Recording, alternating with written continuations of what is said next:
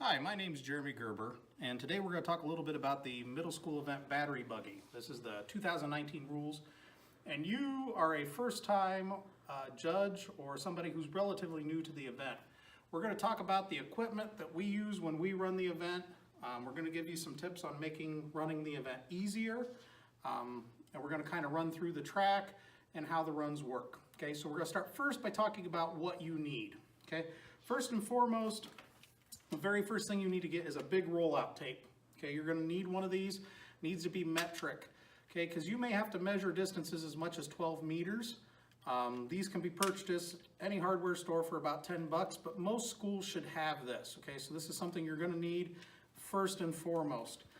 Next, you're going to need 1-inch blue painter's tape. Okay, the rules call for blue painter's tape. You have to put lines down for this event. Okay, and when we get to the track, you'll see that, but you're going to need pretty much most of a roll, so you're going to need a lot of blue painter's tape. The car is going to be measured from a dot on the track, so you're going to need to be able to measure things. I personally prefer a combination of the big tape measure and a small tape measure for that. The small one is easier if the car is close, whereas if they're really off, the big one's very handy for the measurement. If you don't have access to these small Taylor type tape measures, a meter stick will also work, but you're going to want to make sure you have plenty of measuring implements for this event. When making the track, one thing that is commonly missed is you need a marker. We suggest just a standard black Sharpie. You have to be able to make marks on the tape on the track, and the kids need to be able to see it pretty easy, so you're going to need a marker. You're going to need timing devices. You may be manually timing the cars. The suggestion, however, is a photo gate, so we're going to talk about photo gate systems too. But make sure you have plenty of stopwatches. We here at Northridge like the Micron stopwatches. They're little, they're relatively easy to use, and so we like these. You can get a whole lot of them, and they're relatively inexpensive. So I would suggest this type of stopwatch. You're going to need weighted cans. One of the things the kids can do for a bonus is opt to go around weighted cans. They're kind of your chunky soup-sized soup cans. When we go to buy ours, we just take a tape measure with us and measure the cans right in the store. Now, one thing that we do that's a little different, the rules say a weighted can. We physically weight the can. We put a little bit of concrete in this. And people may be like, you know, why concrete?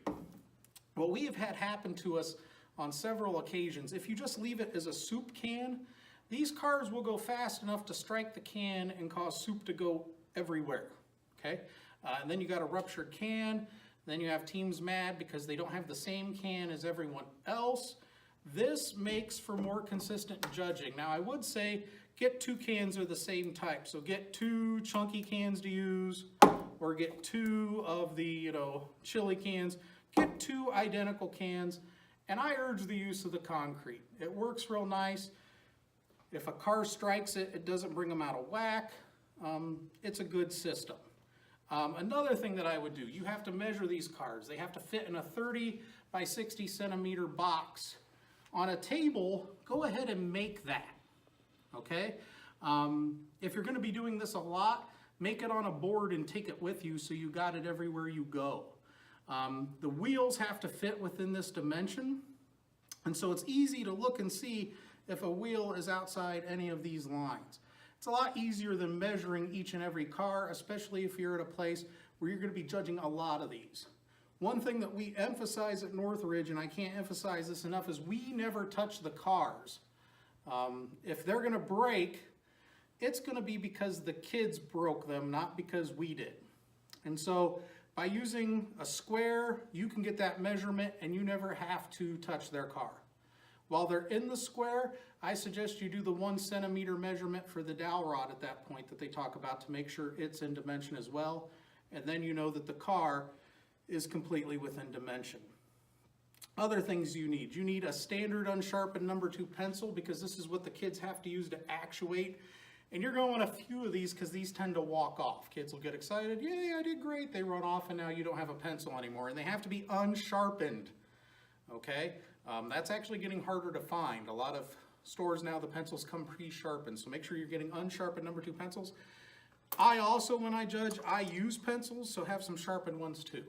I do that because I am more than likely going to make a mistake somewhere on the score sheet. I like to erase instead of having an ink nightmare all over my score sheets that I turn in. And speaking of score sheets, on the national website, they have very nice checklists that also work as score sheets for all the build events. Get this, use this to judge, and then download the Excel file to use to get the final results. The numbers on this score sheet match up perfectly with the numbers on the Excel document. So all you have to do is enter your answers here into the Excel document and it scores it for you. Cannot emphasize that enough. Also off the national website is a layout for the track. This is going to make putting the track down a whole lot easier if you've got this. So I cannot emphasize this enough.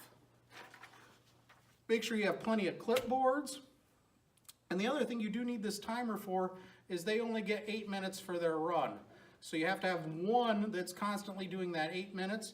As lead judge, I would have this up here running their 8 minutes while I have my other stopwatch doing their time if I'm doing it that way.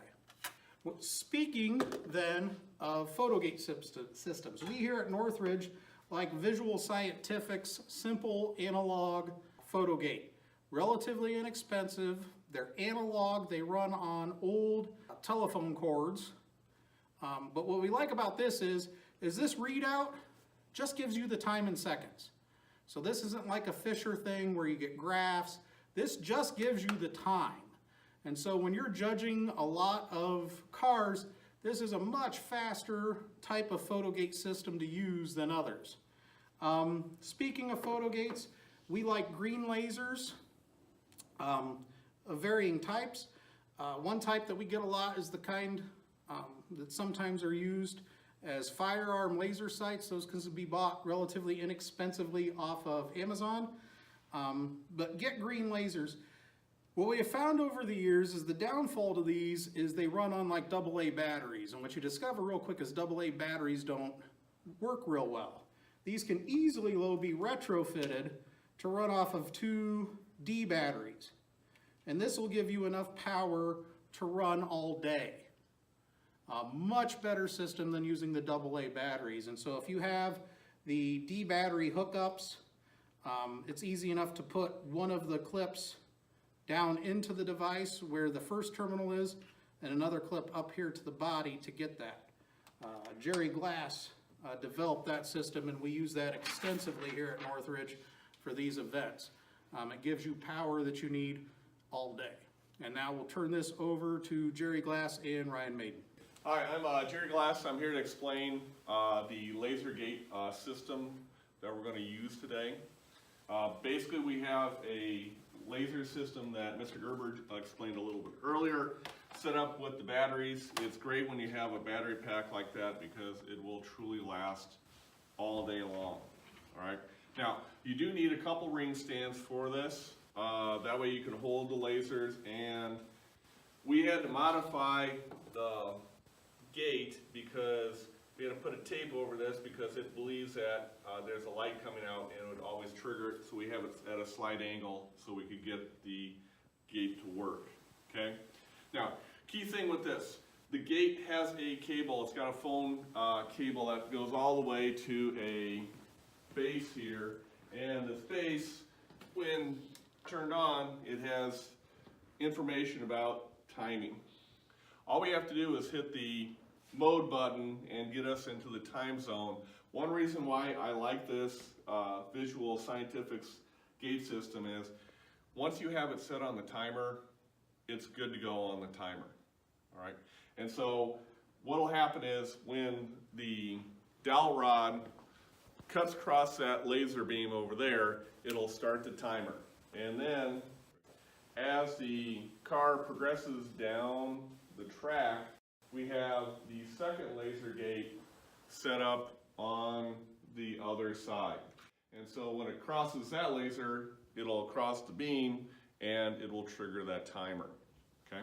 Now, the beautiful thing about that is when you have it set up properly as the A and that's the B, it'll pick up the time on that and it'll pick up the time on the other side. It'll give you in pretty accurate seconds of how long it takes that to occur. And other things to keep in mind when you do use a timing system, you want to do this with a bigger width, but we're confined in our space today. If you ever need to reset the beams, you just simply wave your hand across the beams and they'll reset themselves. Which is also something you have to be cautious about, because if the kids start to march past that or walk through the beams, they have an opportunity to reset that. This is why you always end up having spare timers. All right, folks, I'm Ryan Maiden. I'm here to tell you how we set up this track for Battery Buggy. There is a setup on the National Science Olympiad website that does lay it out pretty evenly for you. What you're going to end up needing is 5 pieces of tape. First off, we have a 5-centimeter wide piece of tape. This is going to be where the vehicle starts. There's a corresponding piece of tape down at the far end that we'll see in just a moment. That is also 5 centimeters long. That is where the car is trying to stop. In between those 2 pieces of tape, the start and the finish, we have 3 more pieces. We have a 2-meter wide section right here at a 1/2 meter. This is where the photo gate should be set up, and your spare timers should be clicking their timer as the vehicle progresses forward. This is where time begins. As we move down forward, we have a 1-meter wide piece of tape that is offset 1 meter to the left-hand side of the track. This is going to be where your cans are set up for the bonus. So one's directly in the center of the path, and it extends out 1 meter. Typically, we make this line a little bit longer, and we mark right where that meter mark would be for the outermost can.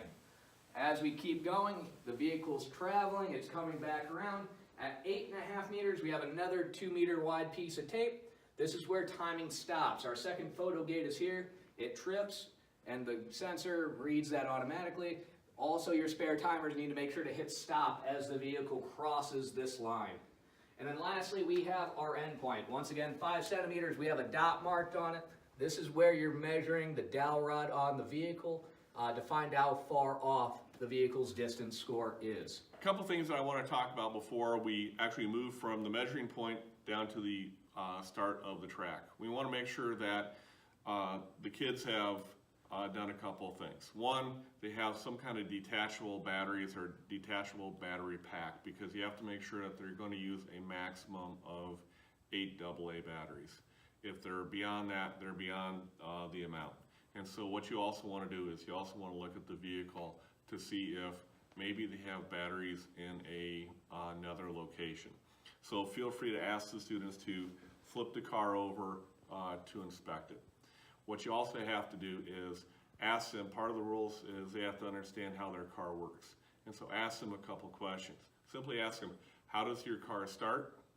One of the things that has to happen is when the vehicle goes down to the other end, the vehicle has to stop. The battery or the motor actually has to stop running. And so ask them, how are you planning on getting the motor to stop? Now, will it actually stop? I don't know. But hopefully they've got a plan for that and they can explicitly explain what that is. Also, if they, you could also ask them how are they going to stop, and you could have them explain the braking system. All right, one of the things that's neat about this particular event is the students can go for a bonus. So they could go to get their vehicle to curve through a particular section of the cans. And what's neat about this is they get to choose what distance or how close to the cans they really want to come. All right.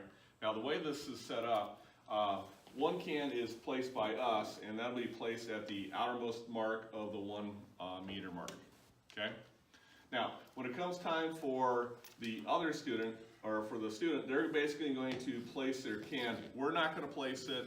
The students are going to place the can that they feel that is going to get their best bonus from, I guess. And so this is where the neat challenge comes from.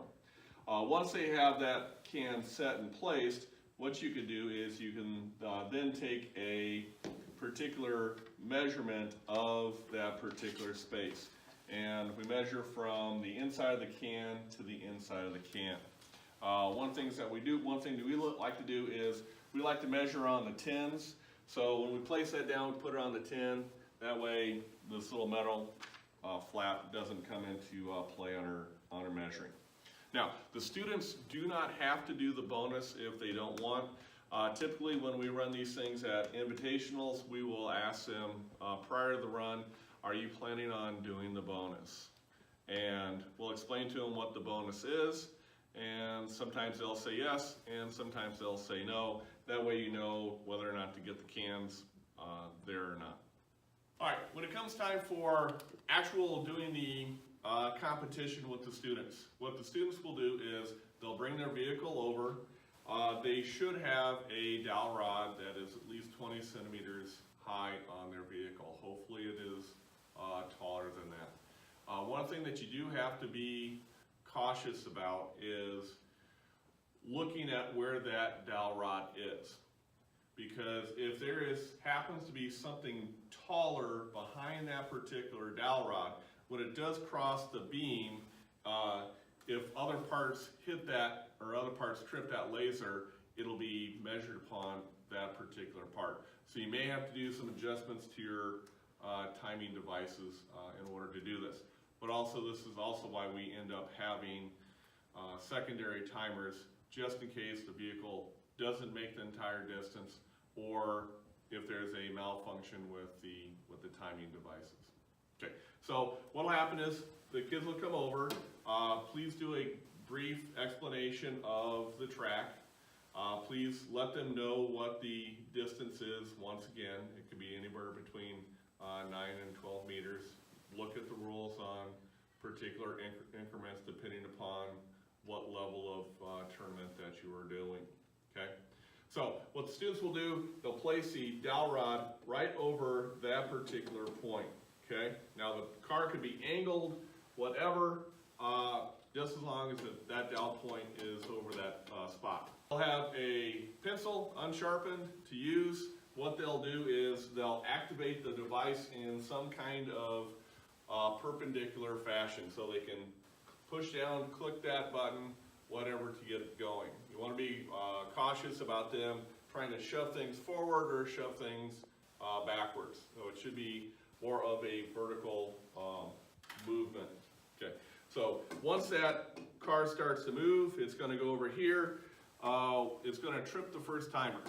And what you can also tell your timers that are actually using the stopwatches, what they could do is they could look for that little flash of green light to hit their timer. Okay?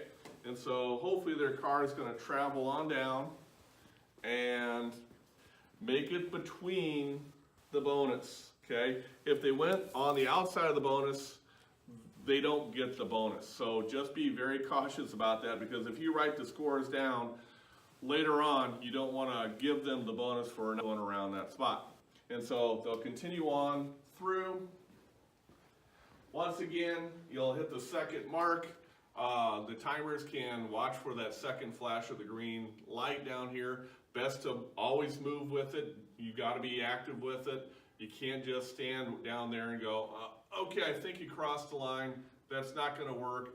Follow along with it. That way you can watch the vehicle. You can watch the vehicle, make sure that nothing falls off it and everything stays intact. And then hopefully the vehicle will stop as close to that point as possible. Okay.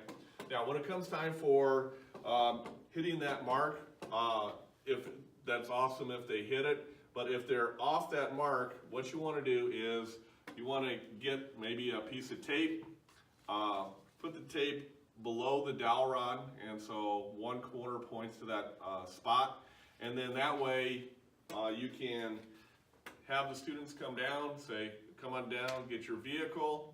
Once they get the vehicle, you could say, all right, get up, set up for your next run. The timing has begun, and then that way you can finish up your timing for this device, okay? And once you've got that, you'll run through it another time, so they have 2 runs for it. And that's pretty much how hopefully most of the cars run down the track.